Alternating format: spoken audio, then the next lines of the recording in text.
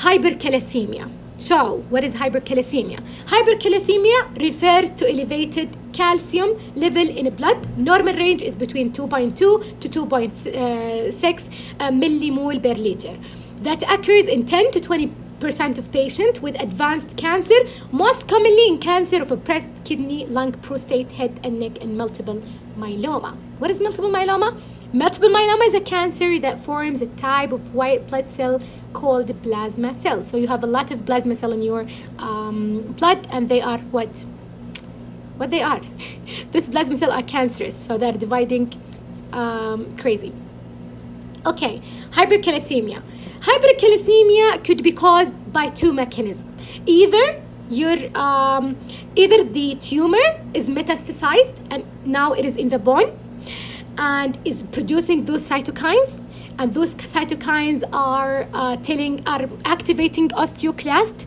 What are osteoclast? Osteoclast are cells that will cause bone marrow resorption, which destroy the bone marrow cells. Not bone marrow cells, sorry, bone cells. So with destruction of bone cells, calcium will be released into the bloodstream and you will see hypercalcemia. So this is one cause.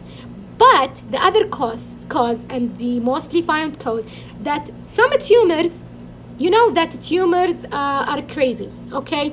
And they can do like things that normal cells can't.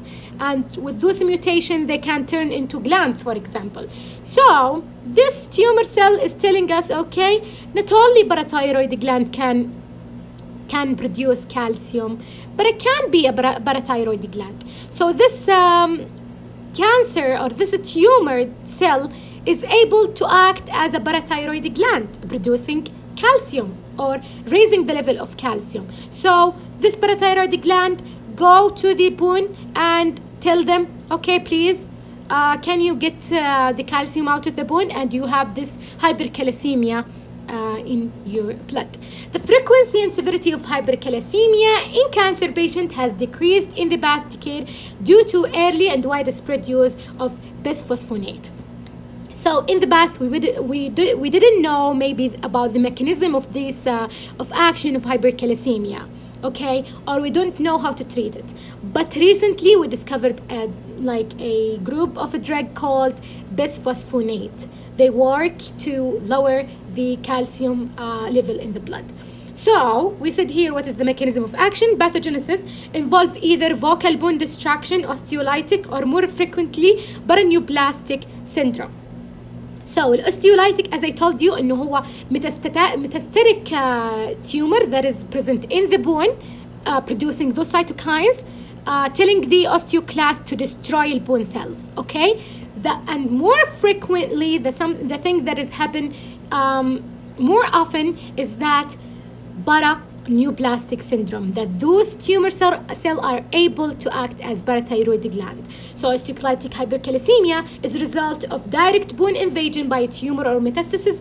For example, breast cancer, it is metastasizing and going to bone, releasing local cytokines, resulting in activation of osteoclast activation factor, which causes bone resorption. What does the bone resorption mean? It means that the osteoclast, which are type of cells found on your bone, are trying to eat your bone cells. So osteoclast, you can think of them as bone macrophages. They eat old bone cells. But in this case, they are being activated inappropriately by those cytokines. So cytokines will activate osteoclast activating factor. Now osteoclasts are activated and they go and cause bone resorption. Sorry.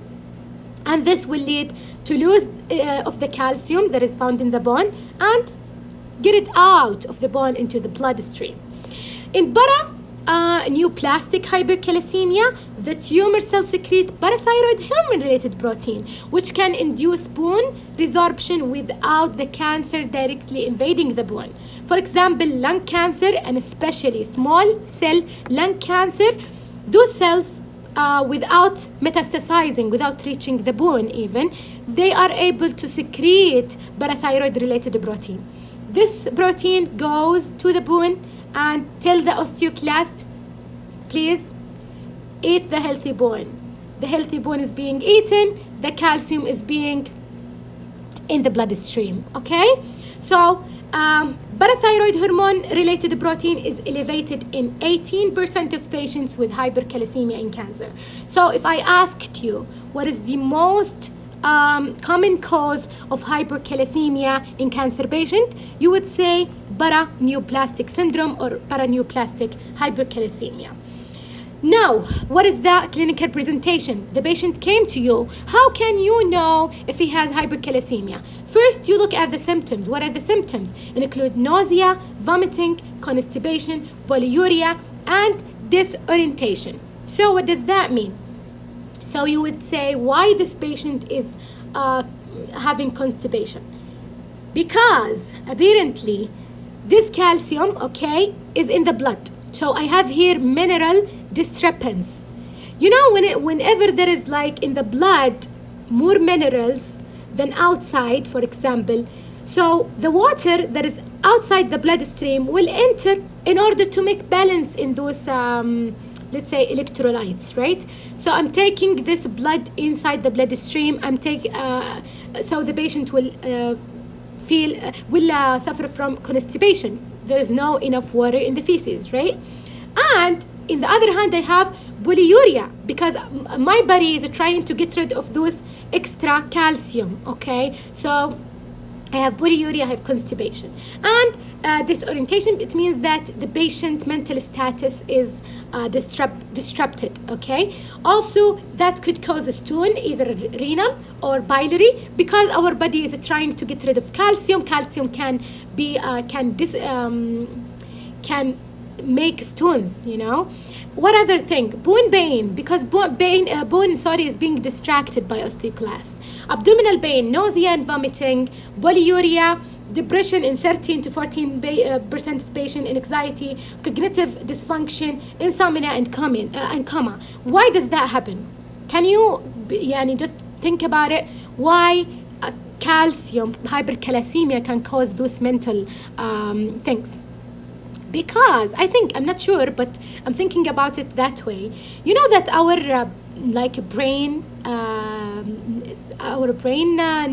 neurons work by action potentials.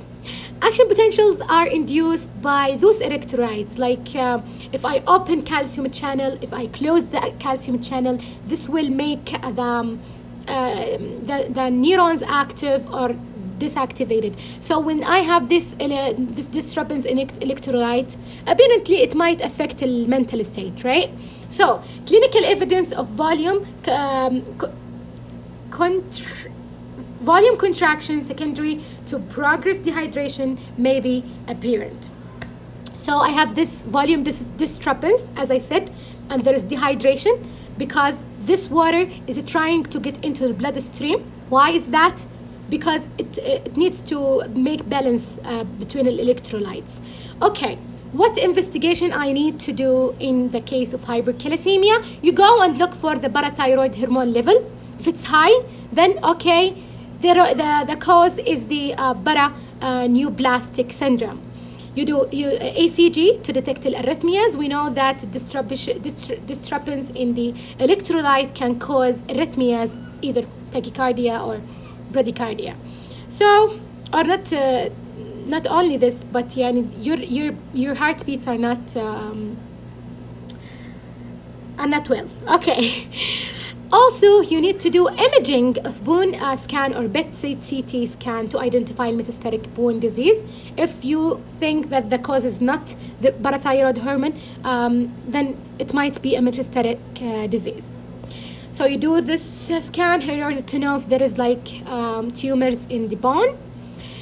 How we manage this? Okay, I bring you here some photos, extra information in order to understand.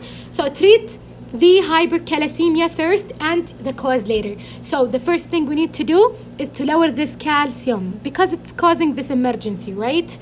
We treat the cause later. First, you need to hydrate the patient. Why I need to hydrate the patient? Because I wanna because he has constipation, he is being dehydrated. I need to hydrate the patient and to get rid of this calcium out his body. How can I get rid of this calcium? By giving diuretic.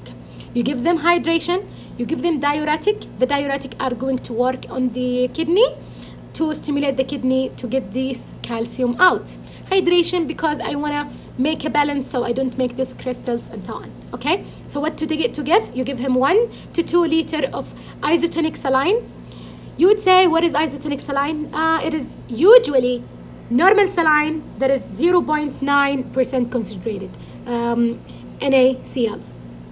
Okay, you give them 1 to 2 liters isotonic saline over 2 hours with 40 milligram of furosemide. Expand intravascular volume and enhance the calcium excretion. In elderly and cardiac patients, rate of hydration needs to be slower. So be careful. If you have an elderly patient or he has a cardiovascular problem, do not treat it as a normal patient. It is a bit dangerous to hydrate this patient. Maybe he has a hypertension problem, for example, and you give him those fluids. Will that help him? Maybe he will suffer more. So you have to adjust the dose according to the patient. So you give him normal saline, okay, isotonic saline, and you give him furosemide, which is a diuretic, okay?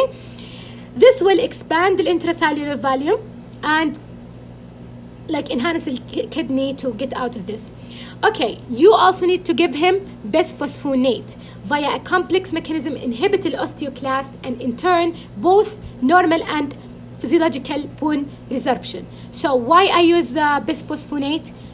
It's like bisphosphonates are going to tell the osteoclast that are causing the damage in the bone, please slow down, stop destroying the bone cells. Even in the, what does it mean normal status? Normal resorption. Actually, our bone in the normal state is being destroyed if not the healthy cell but the old cell. So bisphosphonate will stop the osteoclast whether they are working appropriately or inappropriately. Why? I don't know why. I don't know why I'm talking like this. Okay, listen to me. So that's why every drug you will give a patient, you have to think about it. You have to think about a normal and the pathological condition. And if the drug affects a normal condition, you have to adjust it, to know the dose, to know when to stop it, and so on. Okay? So here I have, okay, this is important to know. We have different types of saline that you can, or intravenous fluid you give to the patient. We have ringer lactate, we have dextrose, and normal saline. What to give this patient particularly? To hydrate this patient, give normal saline.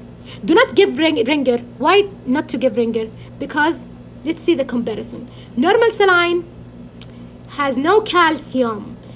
Lactate ringer has calcium. So you are treating hypercalcaemia. Do not give calcium. Be careful choosing your fluid, okay? So what else? What are the commonly used bisphosphonate? What are they? So I told you, you give them this diuretic, which is furosemide. You give them hydration, which is normal saline, 1 to 2 liters, according to the body weight. Coming to phosphonate, sorry. What are they? We have 4 drugs that can be used. First of all is zoledronic acid. So you give them like infusion. You take this 4 milligram. You put them in 100 milligram of normal saline, and you put them in this infusion pump for 15 minutes. Okay. So if you go to hospital, you will find this infusion pump. Actually, there is like a needle. I'm not sure. You put those syringe, you put the normal saline, you put the drug you want, and you put it here in the infusion pump, and you choose the time you want this pump to finish. Okay. So what time here? 15 minutes. Okay. So, and it said here, the normalization of serum calcium occurs in 4 to 10 days. and last 4 to 6 weeks. Therefore, if retreatment is required, dose is repeated after 7 days. What does that mean? It means that every 7 days you give them zinidronic acid every 7 days, because by 4 to 10 days their calcium level will come back to normal, and then there is maybe more osteoclast being working and making calcium out. So you need to adjust. You need to every 7 days give them according to their need. What other drugs we use as they are bisphosphonate? Abandronate. Abandronate you give 6 milligram as 2-hour infusion. You put it in this infusion pump for 2 hours, okay? Or you can give them 15 milligram orally, okay? Other drug is bemidronate. You give them IV intravenously, 19 milligram for 1 to 2 hours. Again, we have another way to administer this drug, which is RANKL inhibitor, Donsamab, 120 milligram subcutaneously every month. So you give him this injection under his skin every month, once a time. I think this is the best option. I don't know about the mechanism of action of this drug, but yeah. So here, hit. Let's see, what does that mean? Avoid mixing zoledronic acid with IV fluid that have calcium in them, such as Ringer's solutions, as I told you before, and those solutions. So if you want to put this, okay, like in infusion, you have to put them in normal saline, not in salines that contain calcium. Be careful.